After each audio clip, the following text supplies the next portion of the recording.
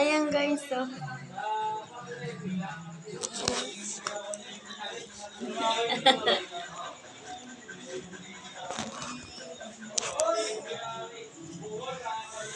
Pag-ibig di makapag.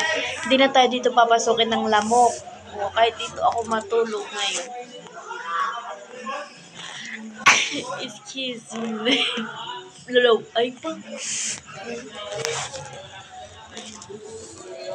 Kasi nga, pwede mo pa naman siyang i-adjust yung ano niya.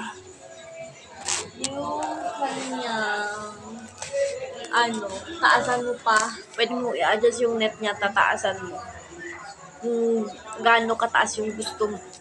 Hindi ka talaga papasukin ng lamok. Ayan, no? Wow. Pwede mo rin i-adjust yung net niya kung depende din sa space mo, diba? Diyan ko lang kasi nilagay yun, no? Diyan ko lang siya inano. Pero depende rin sa'yo. O, pwede na kayo dito magtulog. Pwede ka na dito matulog. Yung lamok na, diba? Nandito pa sa labas, oh. Pero hindi ako mag-worry na kakagatin ako ng lamok dito kasi nga, protektado ako nitong aking duyan. Ang ganda. Ang siya sa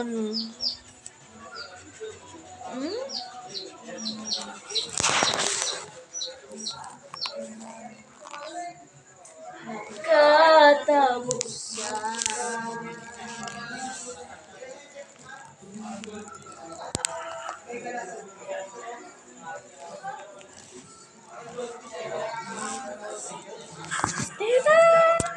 Okay, go. Kung gusto nyo rin to, nandyan lang yan sa yellow basket natin. Duyan natin. Kaloka kayo. Mahilig kayo magduyan-duyan sa gabi. Tapos, ayaw nyo kasi nilalamok kayo. Wala kayo sa duyan ko.